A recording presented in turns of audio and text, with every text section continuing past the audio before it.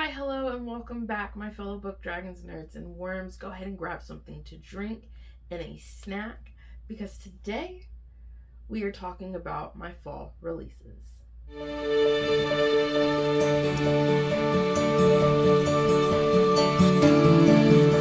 So, the snack and drink I got for me today as we talk about these books are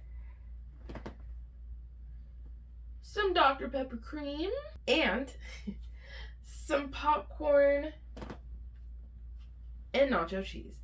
I know, it's a weird combination, but it's really not. It is so freaking good.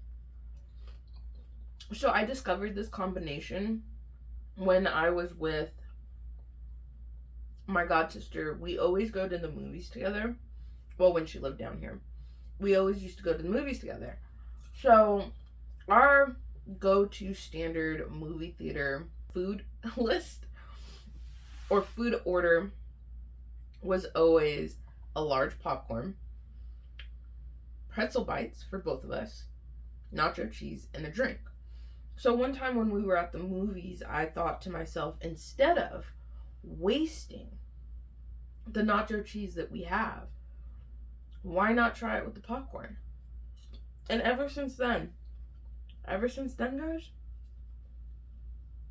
that's how I eat my popcorn. It's just so good.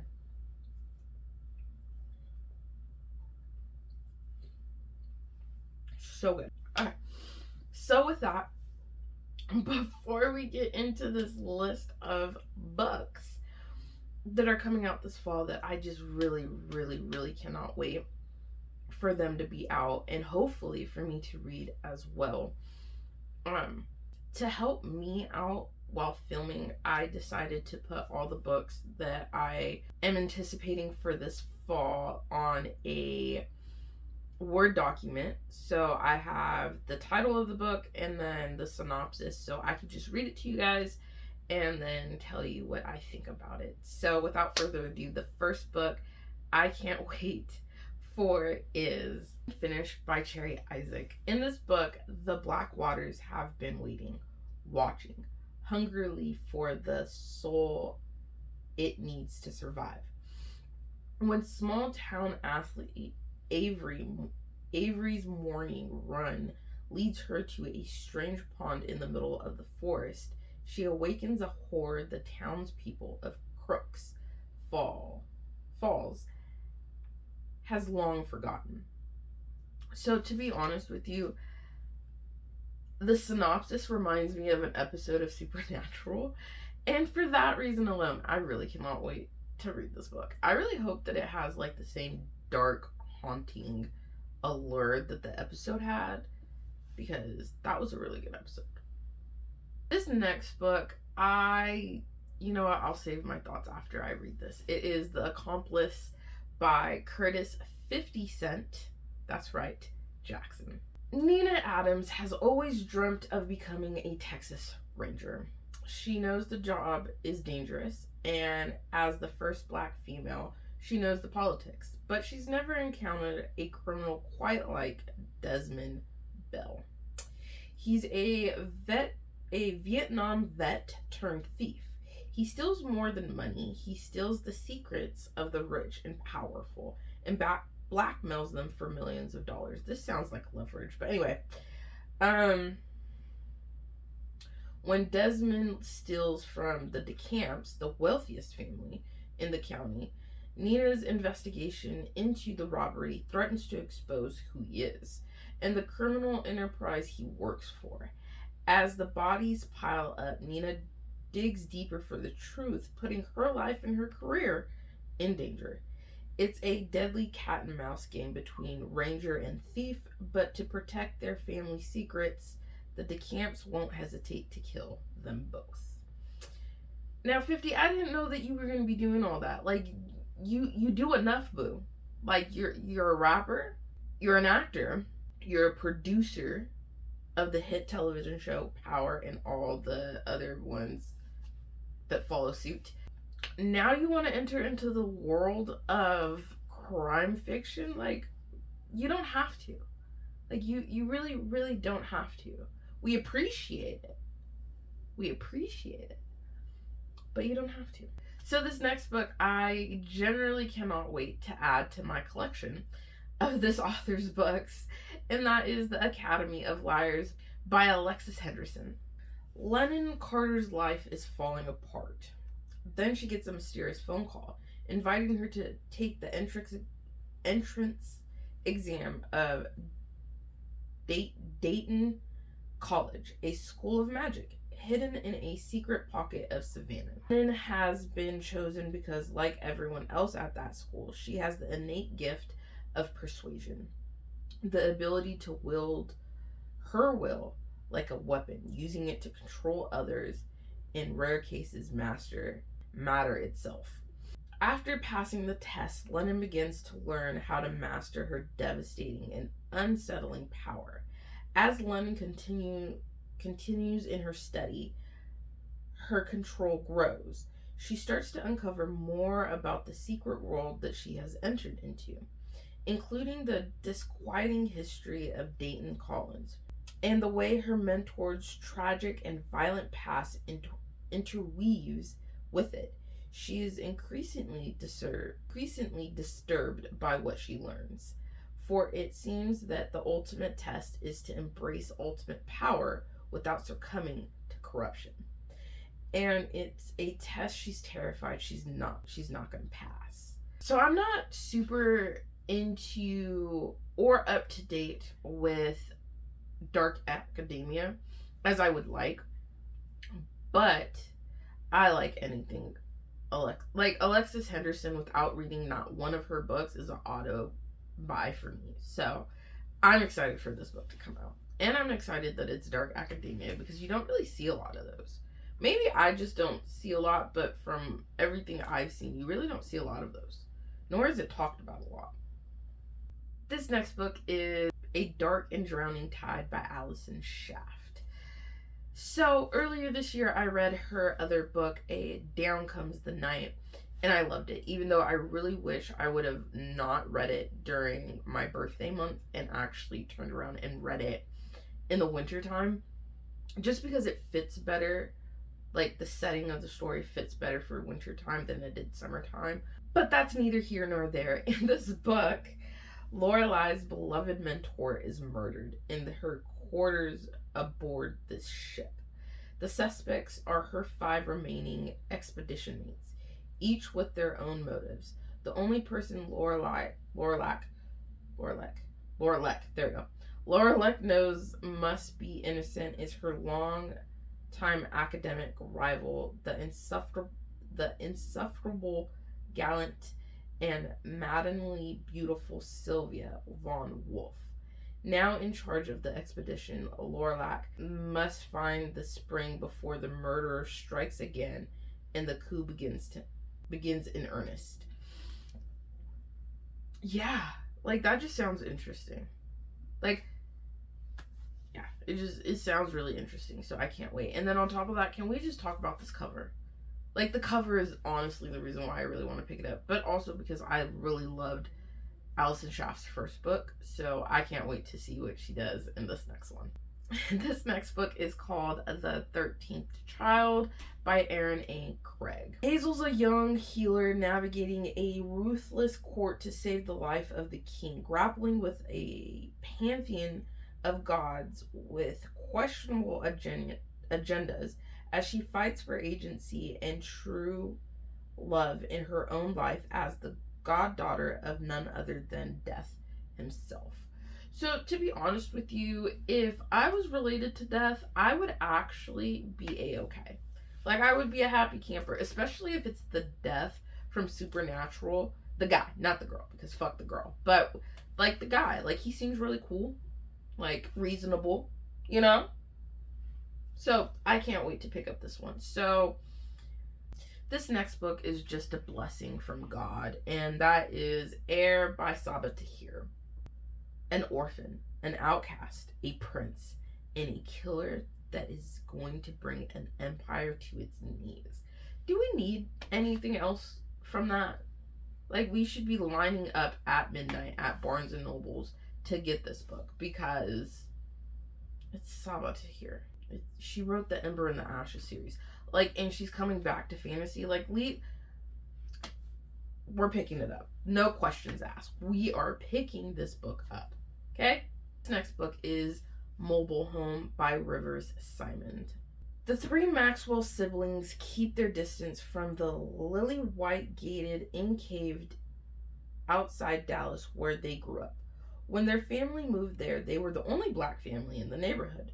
The neighbors acted nice enough, but right away bad things, scary things, the strange and the unexplainable began to happen in their home. Maybe it was some cosmic trial, demonic rite of passage into the upper class. Whatever it was, the Maxwells stayed put, unwilling to abandon their home. Terrors and trauma being damned. As adults, the siblings could finally get away from the horrors of the home, leaving their parents all alone in the house. But when news of their parents' death arrives, Ezra is forced to return to Texas with their sisters, Eva and Emmanuel, to reckon with the family's past and present and to find out what happened while they were away. It was not a natural death for the parents, but it was supernatural. I'm super excited for a haunted house story, especially in October time, because why not? Let's scare the heebie-jeebies out of ourselves. Like, that's, like, what else is October for? Like, in all honesty, what else is October for? Next book, I seriously cannot wait for this book to come out. I am steadily refreshing Amazon all the time, and that is Sally Landman by Marie Magus. For those of you that don't know, this book is actually a part of Disney's series The Twisted Tales. I've read Almost There and Unbirthday and loved them both, so I cannot wait to continue with this series with this book. What if Sally discovered Christmastown instead of Jack? Like, can you imagine that? Can you imagine if Sally actually found Christmastown instead of Jack? I'm so ecstatic to see what this book brings, is the reason why I'm steadily waiting for it to come out. Like, I'll be the first one to order it so that it comes to me to read. Like, this next book is Sorcery and Small Magic by Magna Dulce. Desperate to undo the curse binding them together, an impulsive sorcerer and his rival venture deep into a magical forest in search of a counterspell, only to discover that magic might not be the only thing pulling them together. So I've been really actually enjoying the subgenre of romantasy lately. I first discovered it in springtime and I really enjoyed it. So I'm curious to see what it feels like reading those in the fall. Like, I'm really excited. This next book is The Debutantes by Olivia Worley. So this book I generally think is perfect for Summerween. I think it's the ideal, like, mystery thriller book type, at least for me.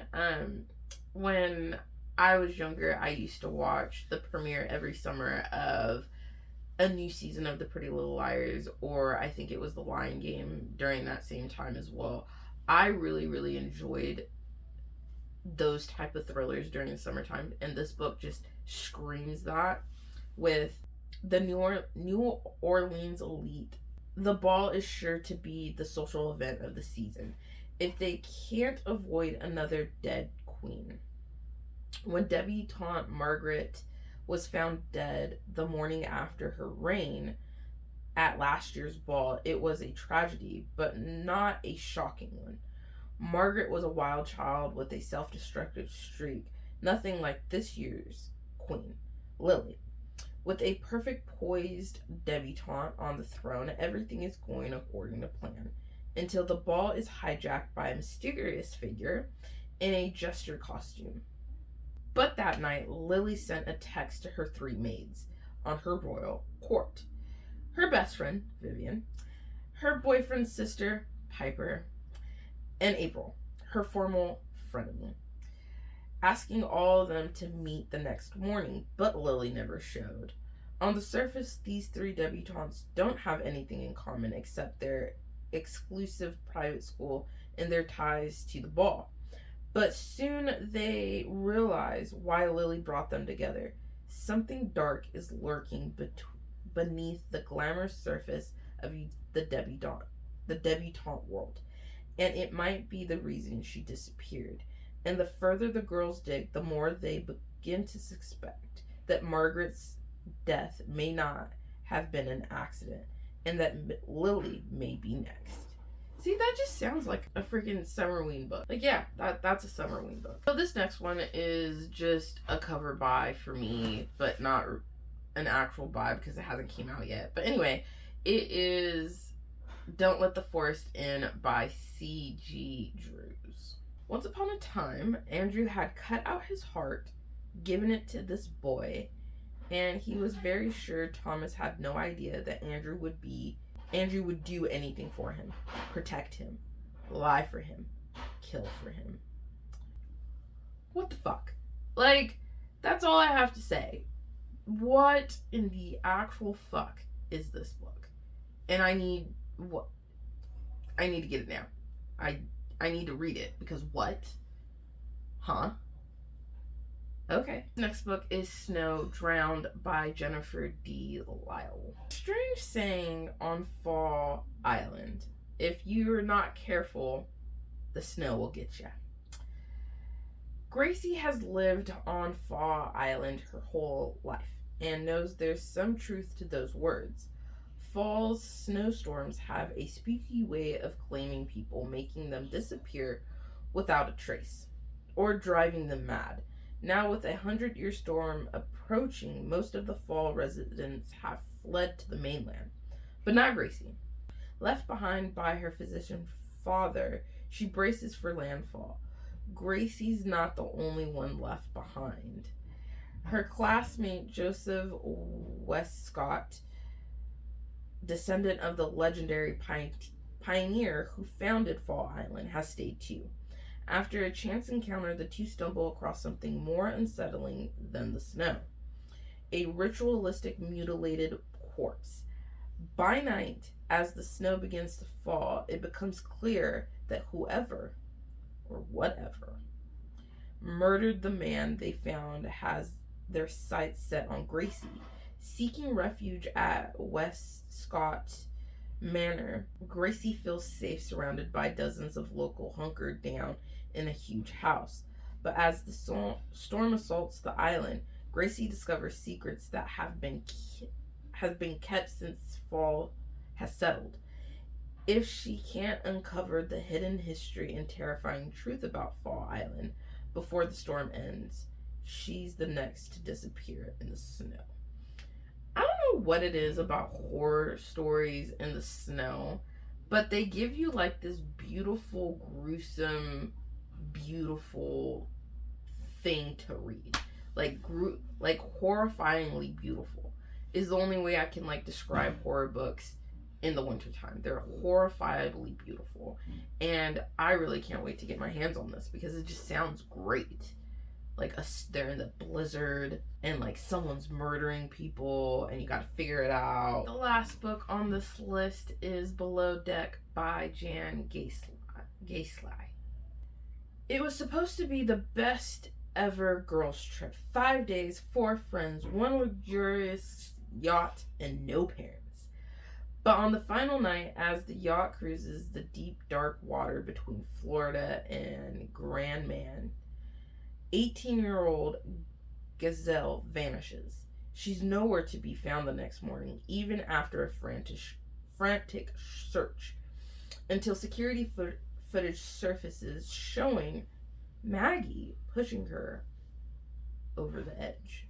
But Maggie has no memory of what happened. All she knows is that she woke up with a throbbing headache, thousands of dollars in cash in her safe, a passport that isn't hers, and Gazelle Gazelle's diaries. And while Maggie has her own reasons for wanting Gazelle dead, so did everyone else on board. Jealous V, calculating Emmy, even most of the members of the staff. What really went down on the top deck that night. Maggie will have to work her way backwards to uncover the secrets that everyone, even Gazelle, kept below deck, or she dies in the water. This sounds like another perfect book for like Summerween. Yeah, I don't know. It's just something about like summertime vibes and thrillers that just really make you smile, you know? But that's the last book for all the books that I am anticipating for this fall. Let me know down below what you guys are looking forward to that's coming out this fall. Until next time, there's an adventure waiting. Bye.